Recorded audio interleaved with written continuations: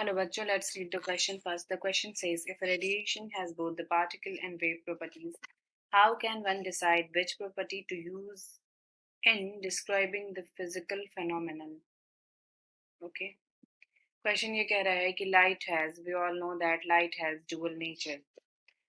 तो ये हम कैसे डिसाइड करेंगे कब इसके वेव नेचर को यूज करें डिस्क्राइब करने में वेरियस फेनोमेना और कब पार्टिकल नेचर को.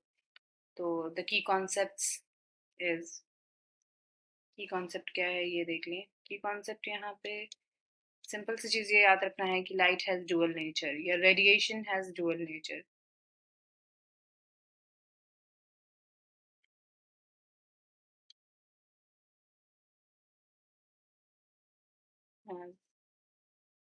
Dual nature.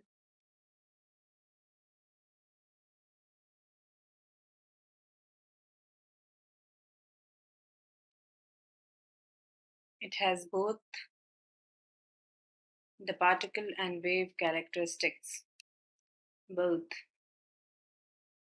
the particle and wave characteristics.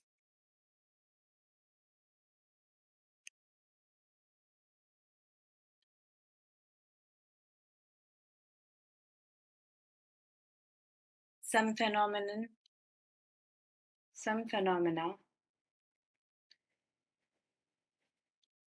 can be described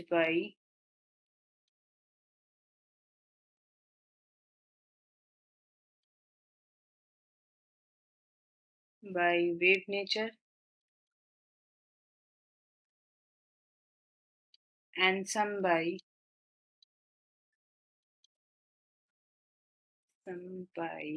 particle nature.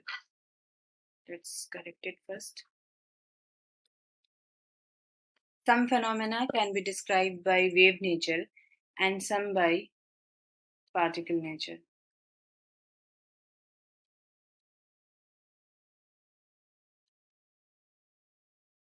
अब आ जाते हैं, इसी को डिटेल में देखना है. ये जो हम लिखे हैं अभी इसका कि लाइट के पास, रेडिएशन के पास डुअल नेचर है. It behave both particle and a wave.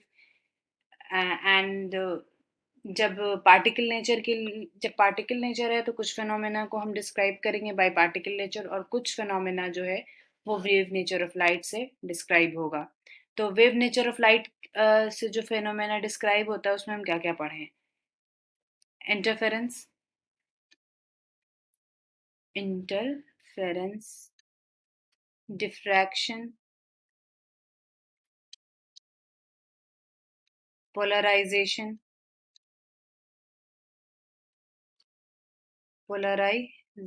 Etcetera. ठीक है, ये 3 बेसिक चीज तो हम जानते ही हैं. इन सब में क्या होता है, इंटरफेरेंस, डिफ्रैक्शन और पोलराइजेशन में क्या होता है, रेडिएशन का इंटरेक्शन होता है with itself. Meaning radiation interaction, radiation interaction. Radiation का रेडिएशन से इंटरैक्ट होता है. इंटरफेरेंस में आप जानते हैं कि एक सोर्स से दो स्लिट है, फिर ये इसमें पास होती है और फिर इन दोनों का इंटरफेरेंस होता है और फिर ये इंटरफेरेंस पैटर्न बनता है. और डिफ्रैक्शन क्या होता है, bending of light around the corner. मतलब अगर ये लाइट है जो बेंड कर रही है किसी कॉर्नर से, फिर उस लाइट वेव्स का उस रेडिएशन का इंटरेक्शन होता है और पैटर्न आता है. वैसे ही पोलराइजेशन में भी होता है. ठीक है, तो इन सब में हम क्या देख रहे हैं कि लाइट का इंटरेक्शन बाय इटसेल्फ. तो जहां पे भी इंटरेक्शन बाय इटसेल्फ होगा, लाइट का लाइट से इंटरेक्शन होगा, वहां पे जो वैसे फिनोमेना को डिस्क्राइब करने के लिए हम वेव नेचर ऑफ लाइट को कंसीडर करेंगे. ठीक है, वेव नेचर.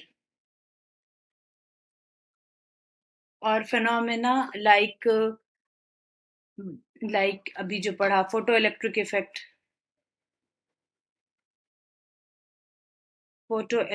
इफेक्ट और भी है, कॉम्पटन इफेक्ट.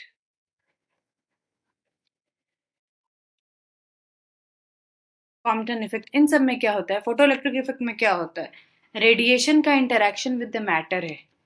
ये मैटर से इंटरेक्ट करता है ना, मैटर से इंटरेक्ट करता है। यहाँ पे रेडिएशन आया और जो फ्री इलेक्ट्रॉन्स है फिर फोटो इलेक्ट्रॉन्स बना, ये इन सब में मैटर का इंटरेक्शन है। किसी मेटल, ये कोई मेटल के सरफेस पे रेडिएशन को इलिमिनेट किया जाता है मेटल के सरफेस पे। यहाँ पे कॉम्पटन में भी वही है, फोटोन का जो है इलेक्ट्रॉन के साथ स्कैटरिंग होता है, scattering of photon with electron.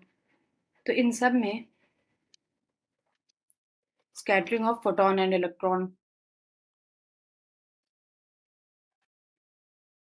तो इन सब में हम ये देख रहे हैं कि यहाँ पे रेडिएशन का इंटरेक्शन मैटर के साथ है। तो जहां पे भी रेडिएशन इंटरैक्ट्स विथ मैटर, तो जहां पे भी रेडिएशन का इंटरेक्शन मैटर से होगा वहां पे हम पार्टिकल नेचर लाएंगे। पार्टिकल नेचर ऑफ लाइट जो है या radiation helps us to describe that phenomena. जब लाइट का लाइट के साथ इंटरेक्शन है तो वेव नेचर हेल्प करता है डिस्क्राइब करने में, और जब लाइट का इंटरेक्शन, रेडिएशन का इंटरेक्शन पार्टिकल के साथ है तो पार्टिकल मैटर के साथ है तो पार्टिकल नेचर ऑफ लाइट को हम यूज करते हैं। Okay, I hope you got it, thank you.